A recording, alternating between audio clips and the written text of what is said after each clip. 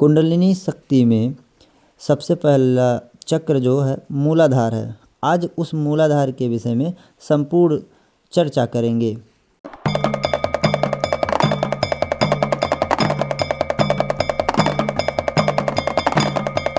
कुंडलिनी योग में सर्वप्रथम जो चक्र है वो है मूलाधार, और मूलाधार के जो देवता हैं वो गणेश भगवान जी महाराज हैं। और मूलाधार का जो तत्व है वो पृथ्वी तत्व है, और पृथ्वी तत्व पे एक बल लगता है। उस बल को गुरुत्वाकर्षण बल कहते हैं। गुरुत्वाकर्षण बल इस तरीके से लगता है जैसे हम किसी एक बॉल का एग्जाम्पल ले रहे हैं।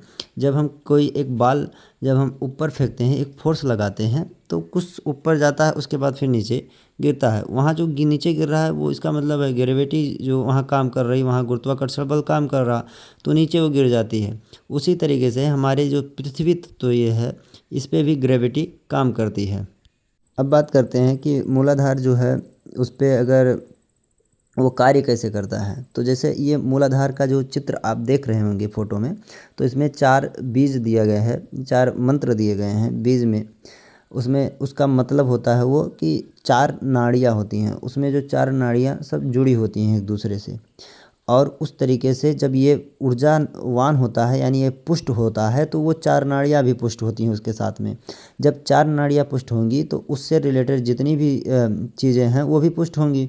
अगर ये वीक हो रही हैं यानी ये कमज़ोर हो रही हैं, इसमें ऊर्जा का जो क्षय हो रहा है, तो यकीन मानिए कि इसमें जो है इसमें बहुत सारी दिक्कतें भी होना स्टार्ट हो जाती हैं।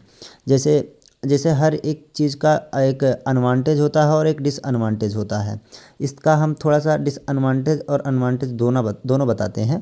पहले एडवांटेज की बात कर लेते हैं। अगर इसमें ऊर्जावान है, इसमें ऊर्जा है, तो आप ऊर्ध्वगामी करके आप कुंडलिनी को अच्छे से चला सकते हैं और आगे और चक्रास को है एक्टिव कर सकते हैं।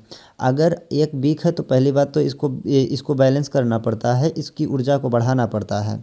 और दूसरा ये अगर पुष्ट है तो इससे जो नाड़ी होती हैं, इससे जो 4 नाड़ियाँ जुड़ी होती हैं, जो किडनी से भी जुड़ी होती हैं, टेस्टिस से भी जुड़ी होती हैं, और आपके प्लीहा से भी जुड़ी होती हैं, और बोन्स मैरो से भी जुड़ी होती हैं, तो ये सबसे जो जुड़ी होती हैं तो उसको भी पुष्ट करती हैं। अगर ये डिसबैलेंस होती हैं तो इसका ये कैसे पता चलेगा कि हाँ ये डिसबैलेंस है। तो इसके लिए अगर आपके शरीर में कुछ ऐसे सिम्टम्स दिखते हैं, ऐसे बदलाव दिखते हैं, तो इसका मतलब है कि इसमें ऊर्जा की क्षय हो रही और ये अपने तरीके से कार्य नहीं कर पा रहा।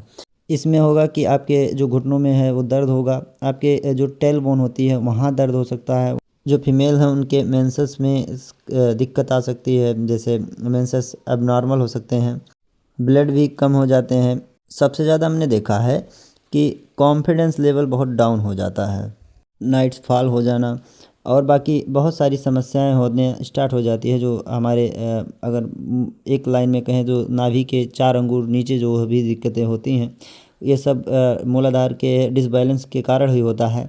अब इसी के अपोजिट में जब ये पुष्ट होते हैं तो ये सब दिक्कतें नहीं होती हैं। तो आपको खुशी होनी चाहिए कि हमारा जो मूलाधार है वो पूर्ण रूप से स्वस्थ है, तब उसमें ऊर्जा भरपूर पड़ा हुआ है, तब आप खुश रहें, मस्त रहें, आपका कॉन्फिडेंस लेवल हाई लेवल पे होगा। आप और इसमें क्या है ना, इसमें जब ऊर्जा बहुत ज़्यादा फ्लो करने लगता है तो आदमी कामुक भी हो जाता है। ये इसका एडवांटेज कहो या डिसएडवांटेज कहो।